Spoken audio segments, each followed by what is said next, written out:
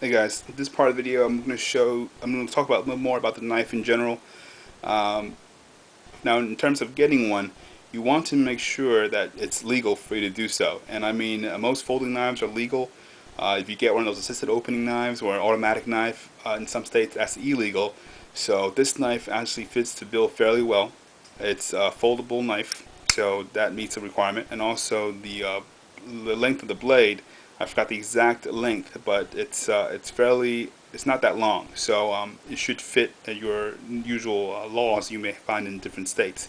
But if you do want to get a knife and you want to make sure of it, check into your local laws to make sure that it's legal for you to own.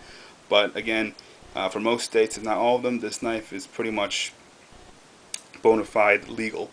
Uh, Also, on that topic, it's much easier for someone to get a knife than it is to get a gun. So, you can use a kitchen knife. You can go to Walmart and buy a kitchen knife, and no one's going to ask you for a background check. So it's something to think about in the back of your head. So it's much easier to get a knife, and it's much more easy for a criminal to go ahead and use that as a weapon. So first of all, legal purposes, this knife satisfies that pretty well. I'm not going to be talking about a full-length knife, not like a K-bar strapped to your back. I'm talking about an EDC, full concealment knife. And what I mean by that is, you see this clip is on the very top, and it fits into the pocket pretty well. So you see there's nothing protruding from the top. All you see is the clip. So you can guess it's a knife, you can guess it's something else. Maybe it's a multi-tool, maybe it's a flashlight, who knows what. So I'm trying to go for full concealment, excuse me. Whereas the cold steel scimitar pops out a bit more. So it shows the pommel, and yeah, you can grab it. There's more real estate for you to go ahead and grab and deploy the knife, but at the same time, you're sending a signal out, and so you don't want to reveal it. It's definitely you don't want to do this at like a work setting. So therefore, you want to go for a knife that's concealable, very concealable, like the Elmar Sear 2000. In terms of steel grade, this knife is a better steel grade. It's faster in terms of deployment too, and also this knife is $200, above $200.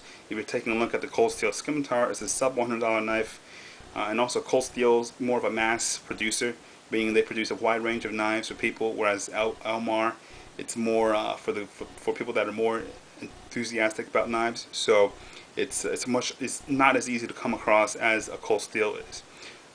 Obviously, with the price difference, it does mean a better steel grade, but again, if you can't deploy it, meaning taking the knife out and getting it locked and ready to go, it doesn't matter how good the steel grade is. You can have a really high steel grade, but you can't deploy quickly, you're still dead meat. If you have a really crappy steel grade, but if you can deploy it quickly, you can get the blade out, you can take care of business. So that's something to think about too. Now you may be asking, how can I determine how good a blade deploys? How smooth and how fast it comes out.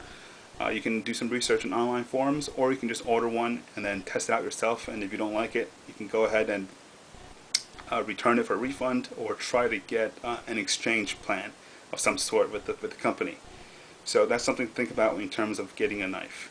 But again, this Elmar Sear is a really good fighting knife, and it's also very practical for everyday purpose. I'm not getting paid. I'm not, they're not sponsoring anything. This is just out of personal experience.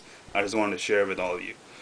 Okay, in terms of actually surviving a knife fight, okay, how do you do that? Let's say if you don't know anything about knife fighting, but you do have a weapon on you, a gun on you, how will it go down? Well, in terms of a knife fight, if the guy is very skilled, it won't be just wild slashes, or there's not going to be standing in one place stabbing at you.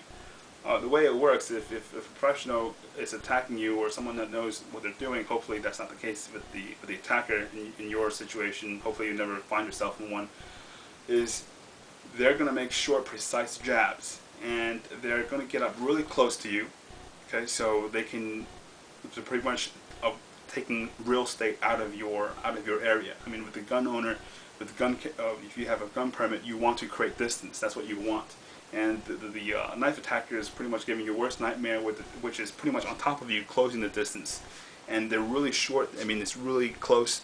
They can get in, grab a hold of you, and just stab. So you want to avoid that. So that's one thing you got to keep in your mind. They're not going to stand there and slash. They're going to try to get in close and stab.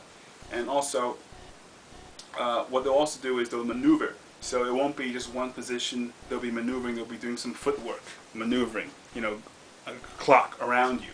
So you try to imagine yourself, the guy is close at distance and he's moving in circles around you, stabbing you in the chest, in the throat, in the arm. It's, again, a knife bite, it can be over in a few seconds. Just that deadly. So that's something to think about. In terms of deploying a gun, if you say, okay, well, I have no experience with knife fighting, I really don't know how to counter it, or I don't know what I can do in this particular situation, and if I have a gun, what can I do? Well, I always suggest that if you do find yourself in a situation where you want to prepare for it, you definitely don't want to have a pocket gun. Now, ideally, if you want to conceal carry, you're going to have a pocket gun. But if you don't have one, I'm going to assume that you have it inside the waistband holster, like the Super Tuck with the G27 that I got on me right now. So I'm going to assume that you have one of these for everyday carry purposes, not a pocket gun, because that just makes your situation even worse. It takes more time to deploy that. So I'm going to assume the best scenario, which is you have inside the waistband holster, and that there's nothing really to stop you from deploying the gun as fast as you can. So that's what I'm going to use, and I'm going to try to time it. So again, this is the iPhone coming out again, and here's the timer set at 0. And the way I'm going to do this is I'm going to press the timer, and as soon as I press it, I'm going to try to use this hand to lift up the shirt and pull out the gun and get it on target. And the way I'm going to do that is I'm not going to pull the gun out and then line it up to my chest and drive it out. I'm not going to do that.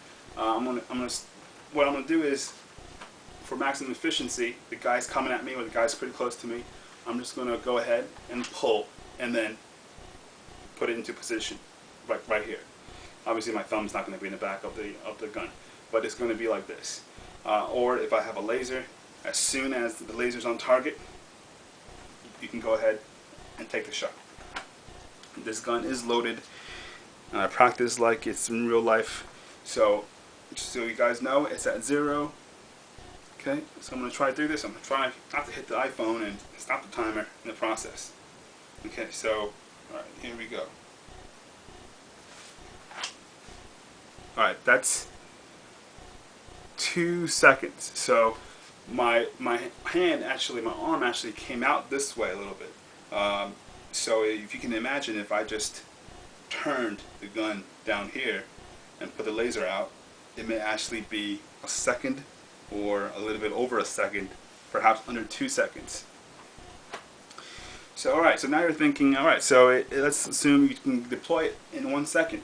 Alright, you can take the gun out and get on target in 1 second. How is that worse than deploying a knife in terms of a close quarter combat situation? Well, it takes time, because you have to consider the fact that you have to assess the threat, and after you've done that, you have to determine what level of force that's required to meet the threat. Again, we're all law-abiding citizens. We're not, trigger-happy people out there looking for a fight. So we have to take time to assess the situation. So even, let's say, best case scenario, you can deploy the gun in 1 second out of the blue. Some guy coming at you, and all of a sudden you got it out there. You also have to consider the time that it takes for you to make the judgment. So that's going to take a second or more.